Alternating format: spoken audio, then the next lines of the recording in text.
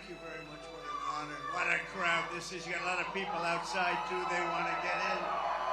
They want to get in. This was just going to be a little small one. They always turn out we're going to have a couple of hundred people. We want them for caucus, so we're going to do that. But the crowd just gets larger and larger. We're going to be doing a rally here one of these days very soon. And because we've never had enthusiasm. In 2016, we did great. In 2020, we did better. We did much better. We got millions of more votes.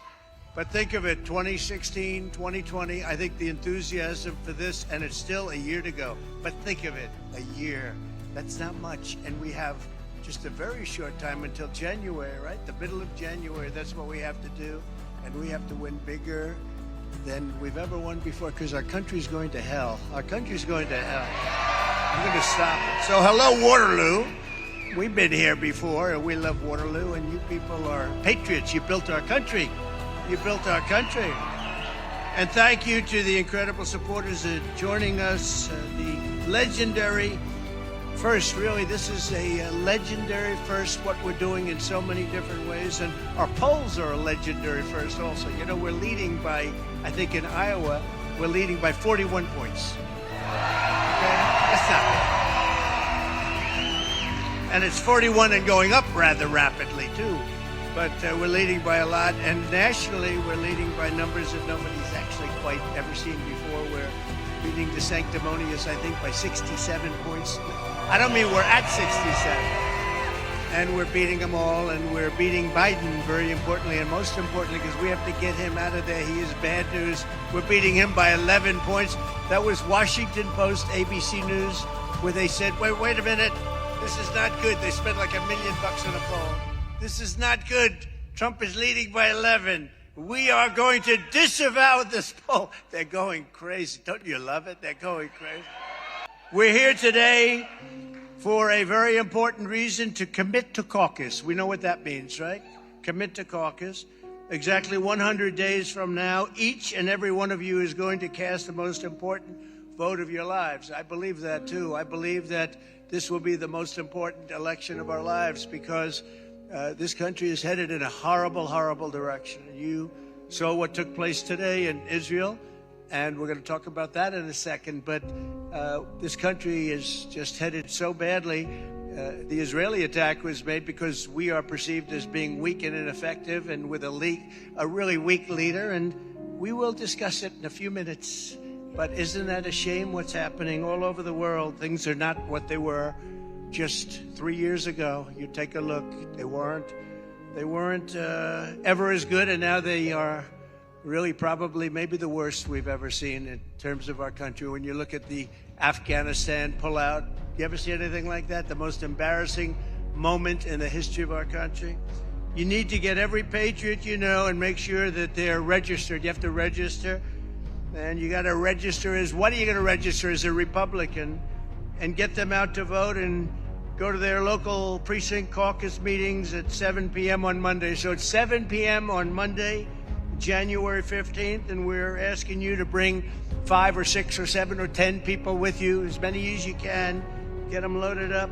And we want to have a big, beautiful send-off, because then we have to go to war with the communists, fascists, racists, everything else you can be, Marxists. We go into war with some very evil people, and frankly, some are good, but you got a lot of evil, very evil and bad people. We got to win. If we don't win, we're not going to have a country left. We are not going to have a country left if we don't win this election.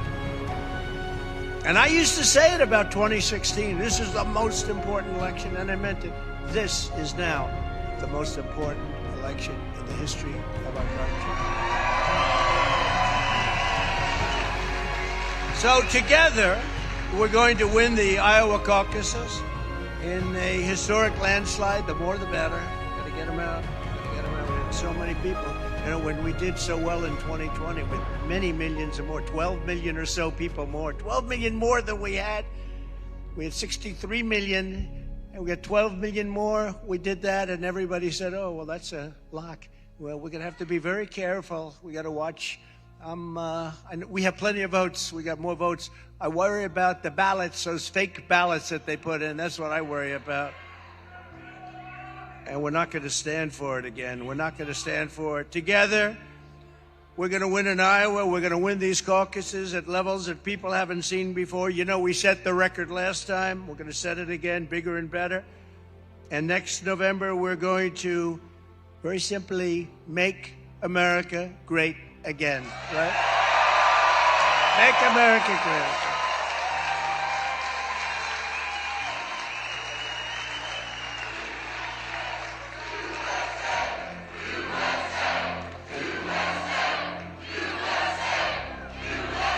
Thank you. Thank you. I've never seen spirit like this. The spirit is incredible. And don't forget, you know, at 1 year, we're not that close. This is like the evening before election stuff, right? But we're everybody's just, they can't wait for this event to take place and turn our country around. It's going to happen fast. I'm the only candidate in the race who, according to the polls now, can beat Biden. I mean, it's hard to believe. Don't forget, the Democrats start with an advantage. I won't tell you what the advantage is, but different people automatically vote. Different people vote, and they sort of are locked into that vote no matter how bad a guy is. If a man's grossly incompetent, he can't speak, he can't put two sentences together, he can't find his way off a stage. Let's see, there's a... I got there. I could jump off this one. I could actually do it. He couldn't. Or I could just head back the way you came, right? It's pretty amazing. I watched the other day 2 entrances, 2 exits, and he couldn't figure out how the hell do I get out of here. And he just made a statement on Israel. It lasted for less than 2 minutes, which is better than usual when you think of it. And naturally, he didn't take any questions. He doesn't take. I take questions from everybody. I do a press conference in the Oval Office. I would have some hostile people that you almost wonder, why are you so angry? You know, we're doing a great job. We have the greatest economy ever. All of the things. But I watch him take it, and I watch him pick up. We're doing little notes today instead of, I like the freelance or this or the teleprompter. We like this better, right? I like this better. The teleprompters are wonderful, but we like this better. But you know, I watched the other day as he goes, Mr. He goes, Mr. Cindy. I said, is there a guy named Cindy around? From NBC. So guy gets up, gives a question, and he looks down, he starts reading the answer. I say, what the hell is going on? I never had that. I was never, when they're screaming questions at me and you got to answer the questions. No, he was reading the answer. But we've seen that a few times, haven't we? It's pretty amazing. It's pretty sad if you want to know the truth. But the Republican primary, brand new Survey USA poll just came out. You saw that one, and that's rated A+. I don't know what that means. I think it means it's a good poll. But it's an A+ poll. We can't say that about a lot of them. And it has us at 65. Ron DeSanctimonious at 9. And as they say, he's sinking rapidly. They're being nice. He's like a wounded bird in the sky. He's coming down fast. In fact, he's actually in 5th place at a certain location that you know very well.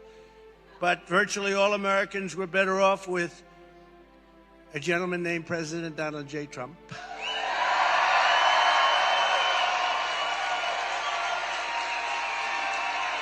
Thank you. Thank you. Thank you. To my people. You know, I shouldn't say this. I get myself in trouble.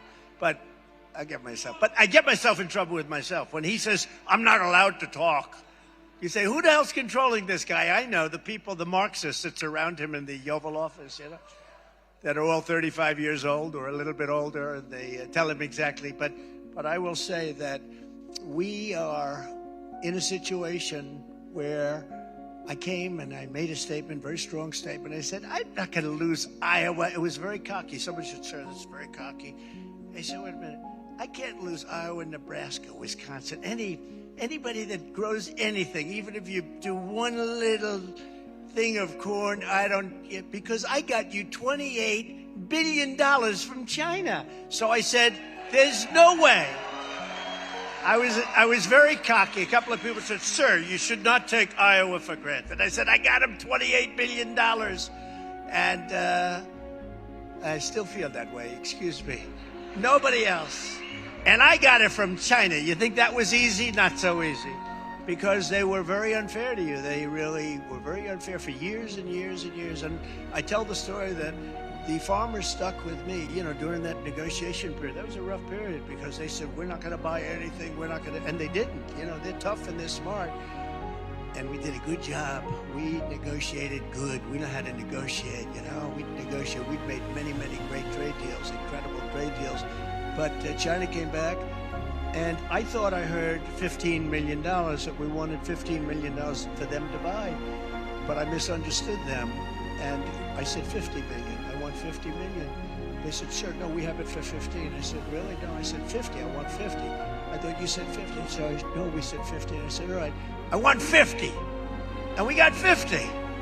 They're big. That was one I said to the farmers of Iowa, Nebraska. I said to all of them, Wisconsin, great place, Wisconsin, too. We actually won Wisconsin. We won Wisconsin. Took them after the election to determine that, After, can you imagine that? You actually won Wisconsin, like it's routine. Oh, well, that's, and when you see some of the other ones that come out, too. But we actually won. But it's a great place. Not their fault.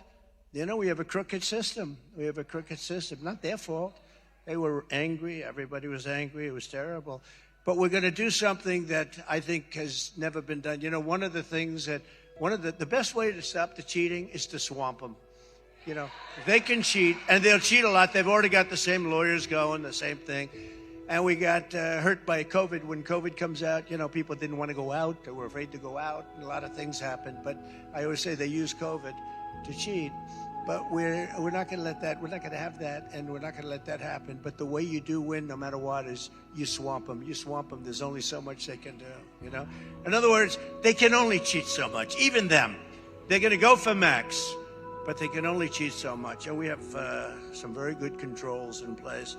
But we delivered record increases because, it's actually the two questions I get most is, number one, how do you do it, sir?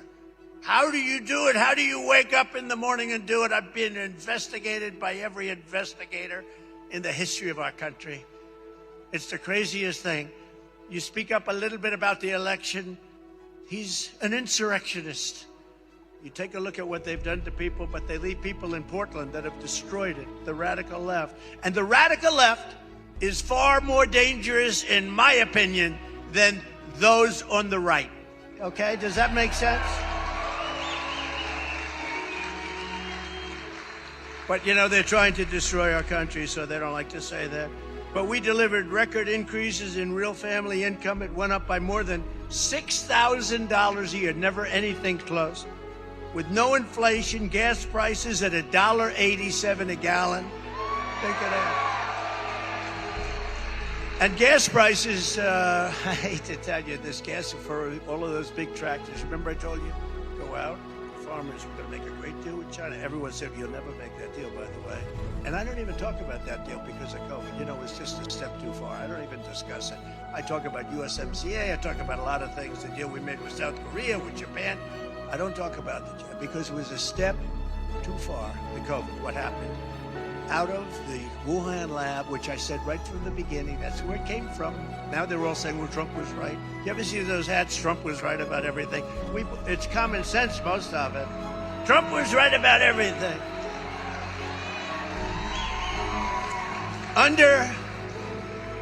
Under crooked Joe Biden, I took that name away from Hillary. That was a good day for her. She celebrated that night.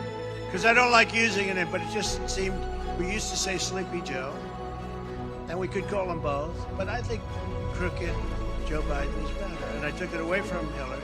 Now we call her Beautiful Hillary. She's a beautiful woman. Call her Beautiful Hillary. And we took, it's a beautiful woman, great, it's great beauty, and we took it away. And we're using crooked because for Joe it does fit him, let's face it. But under Biden, the 30-year mortgage rate recently hit a 23-year high. I'm sure you're thrilled about that, those of you that are looking for financing and have absolutely no chance of getting it. Because you don't, number one, they don't give you money. Number two, if you get it, you have to pay a number that's crazy. Under my leadership, it hit an all-time low in history. Under my leadership, under what we did, we were talking about mortgage rates that were the lowest they've ever been for people going out and buying a house. That's really good.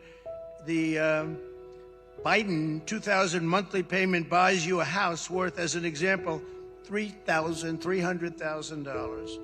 And under Trump, it would have been $460,000. In other words, you picked up $160,000 just by having me as your president. And that'll happen again, except much more so. It'll happen again. So you pick up $160,000 in a very short period of time. Now it's going to happen again, much bigger, because we're going to do things like we're going to close the wall. Very simple. We're going to close the wall. Don't forget, we built 561 miles of wall. People hate to say that. You know, if there's a piece of wood laying on the ground, they say, that was a renovation. That was... If there's an old piece of steel that's 40 years old that used to be a little bit of a railing, they say that wasn't we're building these things that are 30 and 40 feet high to the exact specifications of Brandon Judd, who's a fantastic guy, Tom Holman. They wanted exactly this. I said, I'd like to use concrete plank. They said, no, it's not as good. We need steel, reinforced steel. We need rebar. We need concrete inside. We need all different materials. I said, that's a little more expensive, you know that, right? But we did everything they wanted, and then we have an anti-climb bar on top. That's what that big steel panel is, which I never like the look, but they say, but it works much better. You can't get by it. It's called anti-climb, so I give you this little information. But we built 561. They said 460, but no, it's 561. We're getting ready to do another 200. It was ordered. It was built. It was all done. The hard part was done and laying there. And then we had a rigged election, and then Biden came in, and now they're selling that for 5 cents on the dollar. I understand. And now he said, let's go out and build a wall. You know what this guy? And this wall, they're going to have to have brand new stuff. This is the craziest. You know, when foreign countries watch all of this, they can't believe it. They say, how can anything? And don't kid yourself, the stupidity of Afghanistan, what happened there is one of the reasons that Putin went in, one of the reasons that China's so aggressive all of a sudden. They weren't aggressive with me at all. They were very nice. They were very nice. I got along very well with them. They weren't aggressive, and Putin would have never gone into Ukraine. He would have never even thought about going. We talked about it. They hated that I got along with them. You know, they think it's a terrible thing to get along. I said about President Xi, they asked me, I said, yes, he's a very smart man. The headlines are, Trump says that President Xi of China is smart, meaning it's a compliment. I said, no, what am I supposed to say? He controls with an iron fist 1.4 billion people. And they want me to say he's a dummy. He's not a dummy. And they've got our number now because we've got a dummy. We have a legitimate dummy. We have a legitimate dummy. So together, all of us, we created the greatest economy in the history of the world. History of the world. In fact, we really did it twice because we did it after COVID. COVID came in, nobody knew what the hell it was. We did an incredible job. We've never gotten enough credit for the job we did with COVID. But that's okay because we got a lot of credit for other things and we got a lot of credit for the economy. But we did it twice. We built back the economy. The stock market was actually higher when we handed off on January 20th. The stock market was higher than it was just before the China virus came in. I call it the China virus because I like being accurate. You know, it's good to me. I also fought for, and nobody did this. I fought for the farmers. There's never been a president that fought so hard for the farmers. And did so much for the farmers. And we ended in addition. How many people in this room are actual farmers? Real? Okay. That's good. That's pretty good. That's pretty good. Everybody's indirectly related. She's a farmer, definitely. a good-looking farmer you are.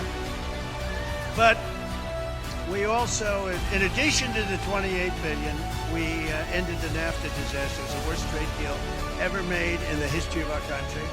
And we replaced it with what many say is the best trade deal, the USMCA. That's Mexico, Canada. And that deal is so good that Mexico and Canada are trying to renegotiate the deal now with the Biden administration. I hope they're not going to be successful. So for years we had to suffer with NAFTA. Then we make a great deal and they want to renegotiate the deal. They better not renegotiate it. Under and unlike Ron DeSanctimonious, I've been unwavering because, you know, he was against ethanol, totally against. Now all of a sudden he came out for it the other day. I'm so impressed. One thing about a politician, because I've dealt with politicians all my life, then all of a sudden I never thought I'd be one. And I guess I am a politician, but I will say one thing you always see with a politician, whatever they're in first, that's where they go. So he's coming. I heard he made some fairly positive statements about ethanol last week finally, because he tried to kill it entirely. But guaranteed one thing for certain, he will try and kill it as soon as the election's over. If he wins, and if he wins, that'll be, I think it will be an electoral miracle based on the numbers. But he'll go back. Ron also, and some of the others, but Ron was very destructive on Social Security. He wanted to raise the minimum age, and he wanted to toy with it, and he wanted to weaken it. And I said, these people, they deserve it. We can do other things. Like, we can make so much money by doing a thing called drill, baby, drill. We don't need this. We don't need this.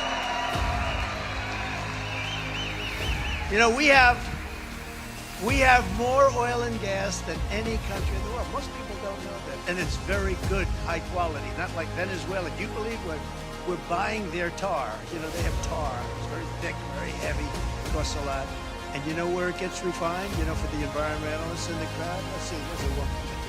For the environmentalists that hate this whole concept, it's refined, it's clean, refined in Houston, Texas. So this tar gets brought in because it's very, very heavy and very not good. But with money, you can make it beautiful. You can make it into a fine champagne if you want. But what happens is they bring it in, and all of those students go into the oil. In America, isn't it great? So, you know, when I left, we had Venezuela on the run. We would have had something. Now they're buying oil from Venezuela. The whole thing is crazy. It's like April Fools. Everything's the same. We want open borders. We want no voter ID. Think of it. Everything they want is the opposite of what it should be. They take the oil from Venezuela, make the dictatorship wealthy as hell. They're sending out all the people. You're going to have like 15 rich people living in Venezuela with numbers that are going to be staggering. But, you know, Venezuela was ready to do an old foldo, and then this guy came along and he started buying their oil. I don't even call it oil, but buying their oil in numbers that nobody's ever seen before. It's a horrible thing that's happened. And I can say the same thing for Iran. You know, we were not allowing China to buy. I said, don't buy, because if you buy there, we're not going to let you do any business in the United States. They said, like I said, we won't buy. And they didn't. And we were ready to make a deal with Iran. Had the election not been turned out the way it did, to put it, I'm trying to be nice, right? Had it not turned out the way it did, like, when I say that, I mean, had the election not been rigged, we would have had a deal. We would have had a deal with Iran. We would have had no inflation. Russia would have never, ever in a million years gone into Ukraine, and they didn't. You know, somebody said, well, how do you know? I said, because for 4 years, it wasn't even a thought. And I told Putin, you can't do it.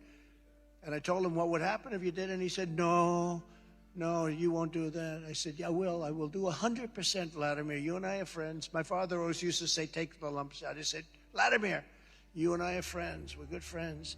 But if you go in, we're going to hit real hard. And I can't tell you what I told him because it would be not a nice thing. But he said, no way you would do that. There's no way. I said, way. They go, no way. And you know what? The end result, I did a poor job. He didn't believe me. But you know what? He believed me 10%, and that was enough. And he never went in. But there's another reason he wouldn't go in. You know, you're close to $100. You're going to be over $100 a barrel very soon. You were at $100 after a short period of time with Biden. This guy was making a fortune. They were making a fortune in Russia and other countries with the oil. With me, I was at $40 a barrel, $30 a barrel. We were selling gasoline for much lower than the number I just gave you. We had times when we were actually lower.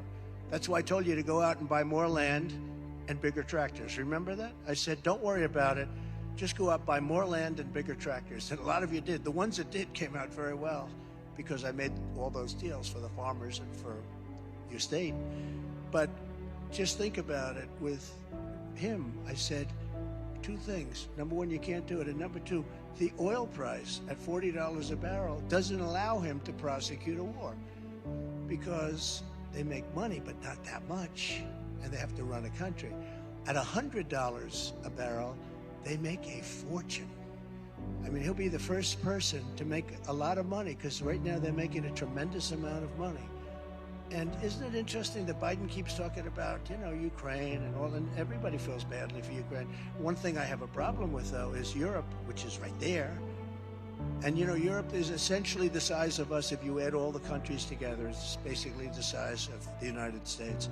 So if you look at it, Europe, so they're at $25 billion, and we're at $200 billion.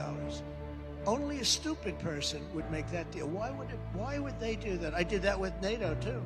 You remember I said, no, wait a minute, everybody owes us money. They were delinquent. Almost every country was delinquent. And I said, you can't be delinquent. You have to pay. Otherwise, we're not going to protect you. And the head of a country actually stood up in a closed meeting. The press knew about it. Very little reporting because it was too positive. And said, sir, does that mean that if we get attacked by Russia and we aren't paid up, you will not protect us? I said, yes, that's exactly what that means. Now, normally that would be a very controversial subject.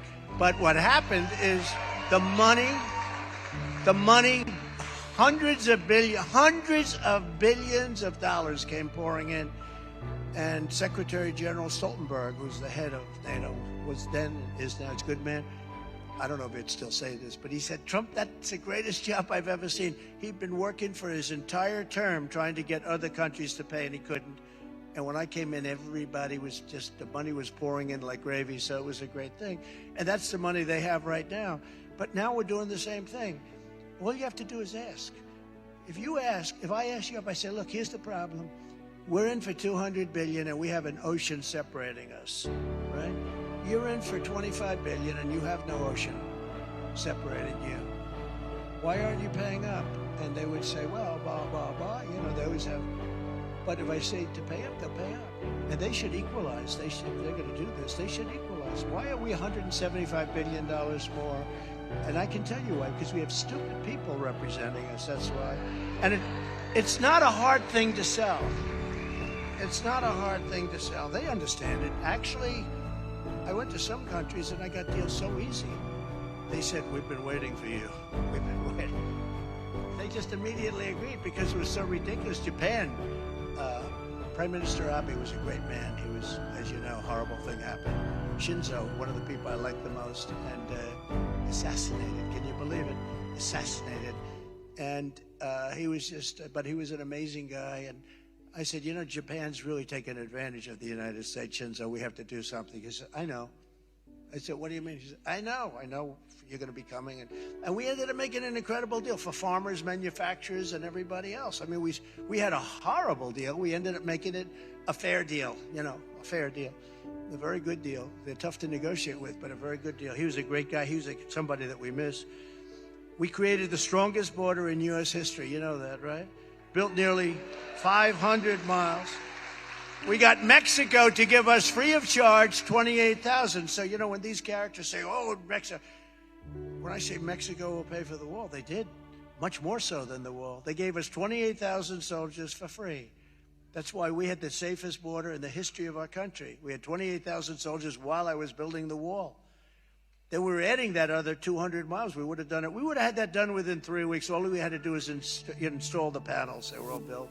Those are the ones you see sitting all over the ground. It's horrible. When I look at that, when I look at all of those things that we did, and then I just see the destruction that there's never been a president in the history of our country that's done a job so poorly, that's been so incompetent, so corrupt. There's never been anything like it. And I say, oftentimes I'll say, you'll hear me say, you could take the 5 worst presidents in the history of our country, And they will have not, you can add them up, and they will not have done the damage that crooked Joe Biden has done. And I mean that 100%. And now I could add it. I think I could probably say, take the 10 worst presidents. He's a horrible president.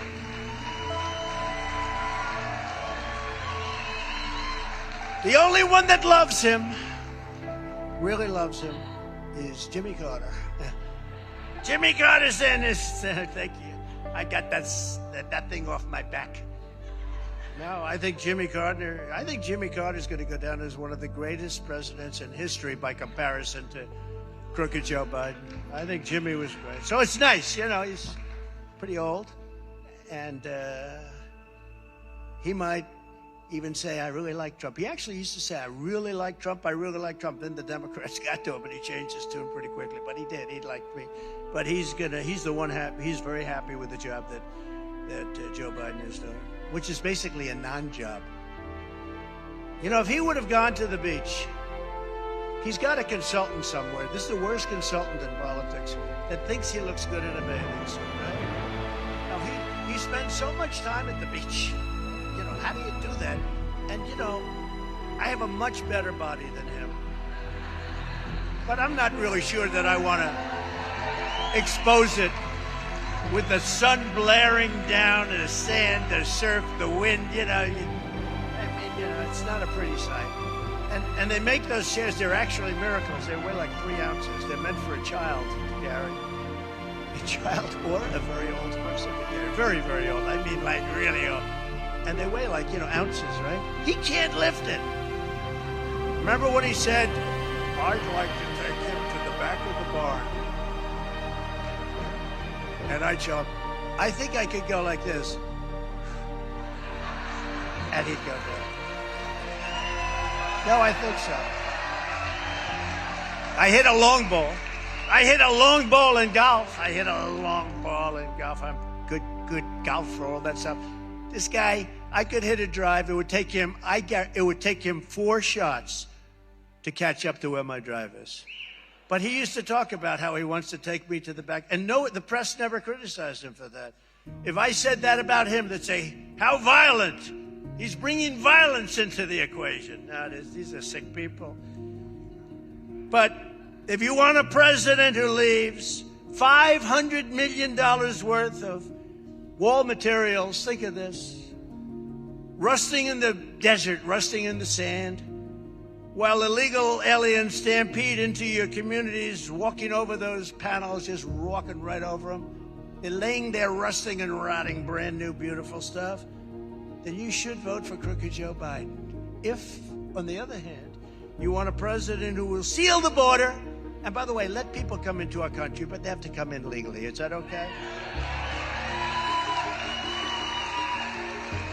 But we have to stop the invasion and reclaim our sovereignty on day one, and that's what we will do. We will, because right now we don't even have a nation. Between our bad elections and our open borders, you need borders and you need elections, and then you start going from there. And we have horrible open borders. Who would even think of it? The people coming in, think of it. They're from prisons and jails. There is a slight difference. They're from mental institutions and insane asylums. There is a slight difference. You know, insane asylum is like Silence of the Lambs stuff. That's serious stuff. That's Hannibal Lecter. How good an actor was he? How good an actor was he? Did he play a good role, right? But insane asylums, they're emptying them out. Mental institutions. And then, of course, terrorists are coming in. And, you know, in 2019, there was a report I saw on one of the fake news channels. But in this case, I don't think it was fake.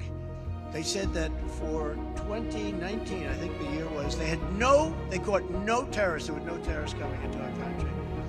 And last month, as you know, they reported the highest number of terrorists that they've ever reported coming into our country. We're going to be paying a price. We're going to have the largest deportation operation in history, but we're going to be paying a price.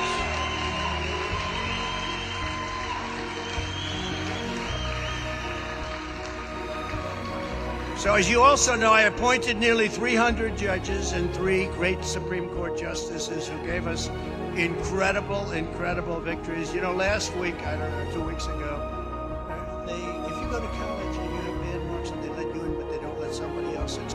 merit system. They approved the merit system. I was surprised by that. They approved the merit system. So now you get into places, but in particular, in this case, colleges, you have good marks and somebody has bad marks. You get in before other people got in for all sorts of reasons. They approved the merit system is what this country is all about. Is that amazing? And something that when politicians learn how to talk about it, they ended Roe v. Wade. They ended it. And politicians just don't know how to talk about it. And we talk about it, and we talk about it proudly, but they ended Roe v. Wade. But I watched some of the politicians, some of your local politicians actually talking about it. They don't understand. The Democrats are the radicals because they'll kill a baby in 4 months, 5 months, 6 months, 7 months, 8 months, 9 months, and even after birth. They're allowed to kill, in some cases, after birth. You remember the crazy former governor of Virginia, where he was explaining what happens. And then if it's after the 9th month and the baby is born, you put the baby aside, you discuss with the mother. And if the mother doesn't want the baby, we execute the baby. This is part of their thing. Now think of it. So they're the radicals. But you have to say that. You know, they always make the pro-lifers the radicals. They're the radicals. And when you think, now I happen to be like Ronald Reagan, the exceptions, rape, incest, life of the mother, the exceptions, 3 exceptions. I happen to be there. I think 75% or so, I see polls, I don't know. You have to follow your heart. But very hard to win elections without that, to be honest. Very hard to win. But you have to be able to speak about the subject. What happened was an incredible thing. They've been trying to get it for 52 years. They failed. For 52 years exactly, they've been trying to get it terminated, bring it back to the states. So many different things we won. But before, we had no power to negotiate. A pro-lifer had no power to negotiate. Now you have massive power to negotiate, and something will be negotiated because you have 2 sides to every, you have people with other views, but we have a very strong view. But we had no power whatsoever until I came along and appointed 3 people that made this possible. And so you have now massive power to negotiate. And remember again, you have to say, you have to follow your heart, but the exceptions, but you have to say, and it's so important, you have to say, they are the radicals. We are not the radicals. You can't kill. One thing every poll says, regardless of what side you're on, and it's very even, it's about 49-51, and then it's 51-49. It switches over the years. This for decades it switches. But you have to be able to say what's in your heart. You have to be able to fight for that issue if you believe in that issue. And a lot of people believe in that issue, but now for the first time you have tremendous power to talk and to negotiate. The one thing the polls all say is that after the 4th month, or at least a certain number of months, everybody, no matter how much on the other side of the issue they are, don't want to see the baby killed. Everybody. And under Roe v. Wade, they could execute the baby at any time. You remember when I said with the debate, you ripped the baby out of the womb with Hillary. I said she's willing to rip the baby out of the womb in the 9th month, and the whole place winced. Even she winced, because nobody wants to see after a certain time, any time, but after a certain time, almost 100% of the people agree in the 7th month, the 8th month, 4th month, but the 9th month and after birth, they don't want to see that happen. They don't want to see that take place. So when you speak about it properly, perhaps like I just spoke about it, I don't know, but when you speak about it properly, otherwise it's been a very devastating issue. That's what happened in the midterms. You had politicians that had no idea how to talk about the issue. It was new. It was shocking because nobody thought it would happen. I got that for you. And I got that for a lot of people they consider that to be the greatest achievement. But I just say, speak about it properly, speak about it right. It's an amazing thing that happened. And now you have tremendous powers of negotiation. And some people say, oh, Trump isn't pro-life enough. And other people look at him and say, I don't care what he's saying. That's the guy that got us here to talk in the first place. Because nobody else could have done it. Nobody else could have done it. So you're going to speak about it. You're going to speak about it properly and intelligently. It's a very, very complex issue, Paul. But we did a tremendous thing. Because remember, nobody, for a certain period of time, nobody wants to see death to those babies. Nobody. Almost, you could say, almost the most radical people on the other side. The Hamas terrorist invasion of Israeli territory, and the murder of Israeli soldiers today, and the brutal murder of citizens is an act of savagery that must and will be crushed. It has to be dealt with very powerfully. This is a time where the United States needs leadership. We don't have leadership. But Israel is at war, and the United States obviously is going to stick with Israel, and strongly. The war happened for two reasons. The United States is giving and gave to Iran $6 billion, $6 billion, over hostages. And, there was a very good trade. They got 5 hostages. We got 5 hostages. Okay, that's the good news. The bad news is, and their hostages were tough, by the way, I have to tell you. That was, okay, let's assume they're doing just fine. But it was 5 for 5. But in addition to that, we agreed to free up $6 billion. And that is an absolute disaster. And I would not be at all surprised if part of that tremendous wealth that they just accumulated went into all of a sudden watching this level of aggression. They didn't have that level of aggression with me. They didn't have it. This would have never happened with me either. You know what wouldn't have happened? Ukraine wouldn't have happened. Taiwan and all this tough talk with Taiwan wouldn't have happened. And what's going on with Israel right now, people were shocked. I wasn't shocked. Because 2 weeks ago, we gave $6 billion. Think of it. So we get 5, they get 5, but the difference is we have to give $6 billion. $6 billion! Does anyone know what a billion is? $6 billion. It's like it's water.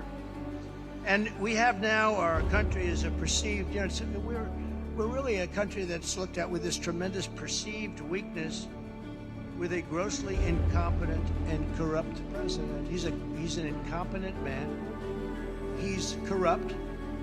I don't know if he makes it to the starting gate. I hope. I guess in a way he does. We want to. And I say it all the time, and I mean it 100%. I would rather that Joe Biden right now, instead of being one of the worst presidents, and I think without question the worst president, the most corrupt president, the most incompetent, I would rather have him be a great president, even though that would mean likely we wouldn't be doing this, either that or we wouldn't win. But if he were a great president and our country was doing well and we were respected throughout the world and we wouldn't have all of what's happening in our cities, our Democrat-run cities are really going to hell. They're going to hell. When you look at stores being looted by hundreds of people that run into the stores and run out with television sets, and our great policemen aren't allowed to do anything. They want to, but they're not allowed. They don't want to lose their families. They don't want to lose their sons and daughters and their houses and their pensions and all of that. And they could stop it very quickly. And we just allow them to roam in and roam out. Everybody's out there. You have cameras. These same cameras are out there shooting these people walking out with television sets. Then you announce these big department stores and drug chains are leaving the city. You look at what's gone on with New York and San Francisco and Chicago, Los Angeles. They have one thing in common. They're run by liberal Democrats that they don't want to do anything to murderers. They leave murderers alone. Like we have an attorney general in New York. She's grossly incompetent. She's an evil person. She's a terrible, terrible attorney general. Businesses are fleeing. She goes after Trump, but she doesn't go after murderers all over the place. And we have to get that. We just have to get that changed. So if you think about it, 4 years ago, we did something that was, everyone said Trump is going to get the Nobel Peace Prize. I said, no, I won't, because they won't do that. They gave it to Obama immediately upon taking office, and he actually said he has no idea what he got it for.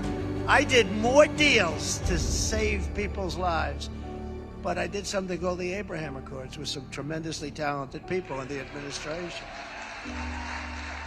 And had the election been on the up and up, we would have had that whole thing would have been signed, sealed, and I think I would have had Iran in there too. I think you would have had massive peace, but the Abraham Accords is a phenomenal thing. But think of it, so 4 years ago we had the Abraham Accords, and today we have Israel being attacked, viciously attacked. It's a big deal. It was a big attack with a lot of dead people all over the place. Who would think that? And the only difference is, I believe, it's the difference between one president and another president. And there are many other things. You wouldn't have inflation because energy caused inflation. And this guy stopped. You wouldn't have Ukraine because at $30 and $40 a barrel, he wouldn't be able to afford it. But I say much more importantly, he wouldn't have done that to me. I told him not to. You can't do it. You can't do it, Vladimir. And he wouldn't have done it. But even if he wanted to, he wouldn't have been able to, at $30 or $40 a barrel, wouldn't have been able to prosecute that war, wouldn't have been able to do it. And you wouldn't be having all the problems that you have right now with China. China's become very hostile. They weren't hostile with me. They weren't hostile with me. They called me sir. They don't call him sir. You know what they call him? Can you imagine what they say about him after he leaves? They said, you believe that? They think it's a trick that I'm playing on them. They think I'm playing a trick because we were doing very well with China. They gave us hundreds of billions of dollars. Not one president in this country, not one, got 10 cents from China. Many presidents, not one. I got hundreds of billions of dollars from China.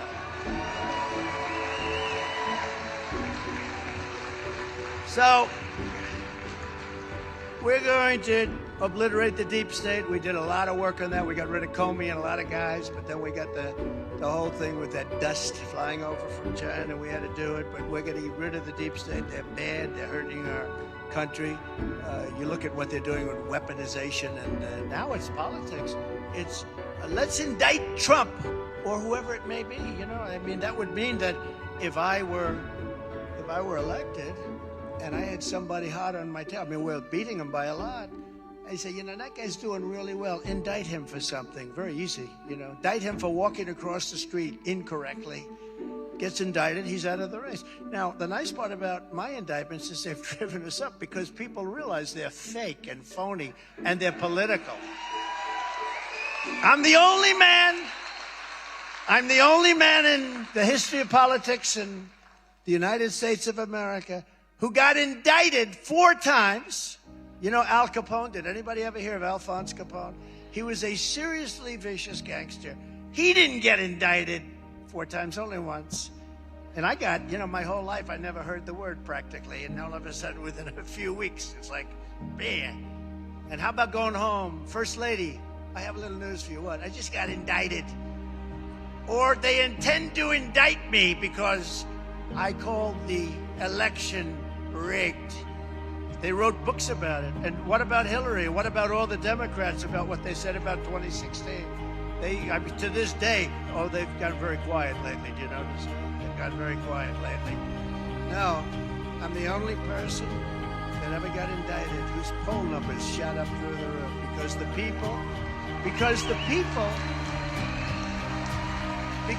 people of our country, they know me. They know me. And they say, wow. And I also have a voice. I'm able to speak about it. I mean, a normal politician gets indicted. We've seen it hundreds of times over the years. You go to a microphone about 15 seconds after that, big slip. Ladies and gentlemen, like home to my family, I will fight for the rest of my life to get it. You understand? This is standard. With me, it's different. We've gone up through the roof. We have the highest poll numbers anyone's ever seen. Because people know that these are corrupt. They've weaponized our Department of Justice. They've weaponized the FBI. You see what they're doing to many other people, Catholics, school parents. Look at what they're doing to parents. Who would think that a politician has to get up today and say, we will stop the mutilization of your children and utilize your children? We're going to stop it. And he said And that's, I mean, can you believe what they're doing? We will fight for parental rights. No, but you have to say that. No. Who would think you have to say that? Who would think you have to say that? Who would think you have to say, we will not allow men to participate in women's sports? Right? I mean, 10 years ago, if you made these statements, they'd say, why aren't they making these stupid statements? Is this some kind of a, what's going on here? They wouldn't understand it. We have to make those statements. Women are now finally starting, and they were afraid to speak up, even on the same team. The swimmer, a giant guy, Wilt Chamberlain was like, Wilt Chamberlain had a small wingspan compared to this guy. And I tell the story, she looks left, she sees people, top of the line swimmers, you know, all American swimmers, great. Sort of been swimming against the same people, because, you know, it's like a pyramid. You go up and you got that little group of people, golf, baseball, swimming, anything. Weightlifting, the weightlifting is the worst because it shows it's so obvious, but she looks left, she sees her friends that she's been competing with for 10 years. She looks right, she sees the same friends he's competing with, but she's gonna break that record, but she notices a person standing alongside of her, and he's looking up, she's looking up, and he's a giant. But he transitioned. And I always say, and she goes, this is gonna be more difficult than I thought. She wants to break the record. And she goes in, and then she's sadly bad. You know what happened to her? Badly injured. She was injured because the speed of him going by her was so fast that the wind knocked the hell out of her. She was badly. She suffered from massive wind burn. Massive. But she's okay now. No, it's so ridiculous. And the guy finishes the race, and he sits down to relax while they're... It's so horrible for women. It marginalizes them. It's so bad, and they don't speak up enough. The weightlifter you saw the other day, I think it was 150 pound different. A young woman at the top of her class, the best, and they put a quarter of an ounce on the end, and she couldn't make it. I don't like to do this because you know my wife. I don't know if First Lady was very popular. She says to me, darling, I don't like when you do the weightlifting thing or even the swimming thing because it doesn't look presidential. I said, let me tell you, it's much easier to look presidential than it is to do the shtick that I have to do at these places. And this is why we have, and she doesn't like when I dance a little bit going off, you know? Okay, she's watching now. Okay. We will put it nicely. I was going to say, is she wrong or right? We're not going to do that. We're going to say it a little different. Who likes to see just a tiny little dance on the way up?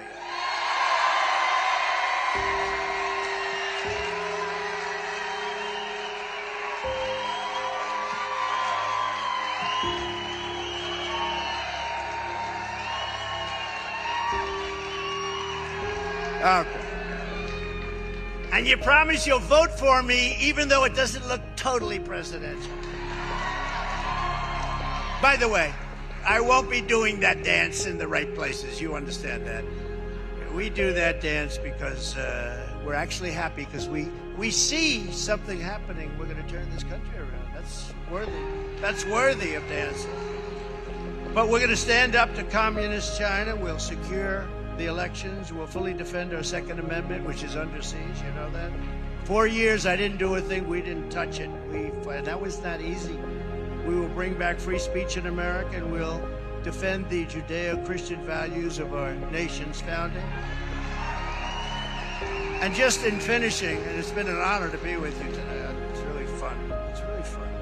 You know, when you have love in the room. I have friends that say, how do you do it? How do you get up before a crowd like that? I got all these maniacs in the back doing with the television, too. You know, that's a lot of people. It's billions of people. How do you do it? And I say, it's easy because there's so much love in these rooms. It's true. It's much easier. If there was great hostility, it is. It's much tougher, but there's incredible love in these places that I go to all over the country. There's never been anything like it. There's never been more enthusiasm. I've never seen anything like it. And all we have to do, we have to hold for 1 year. We got to do our January for your state. You got to do it. Iowa in January. So on January 15th, it's a Monday, show up. You got to do that. You got to show up and grab your friends and get in there defeating crooked Joe Biden. I think it's one of the most important things. Can you imagine this guy with more time? Even having him in there for a year is horrible because the damage he's doing to our country, because we have to do something. I don't know if you looked at the border pictures today. Thousands and thousands, they're pouring into the country, and they don't do anything about it. And, you know, look, they can't be stupid, because anybody that can cheat on elections like that's not stupid. They either are stupid or they hate our country, because all of these things, no voter ID. Why won't they approve voter ID? We want to have, why? The only reason they won't approve voter ID is because they want to cheat. There's no other reason. You know, the Democrat National Convention that was held, the last one, they had IDs that were so big, that were so egregious. It was sort of like this. It was like this. It was chained around their necks. It was like that. Face, fingerprints, everything. They had everything. But not for voting. We don't want it for voting. If you buy a loaf of bread, you got to have your ID out. But for voting, you don't. No, it's a horrible thing.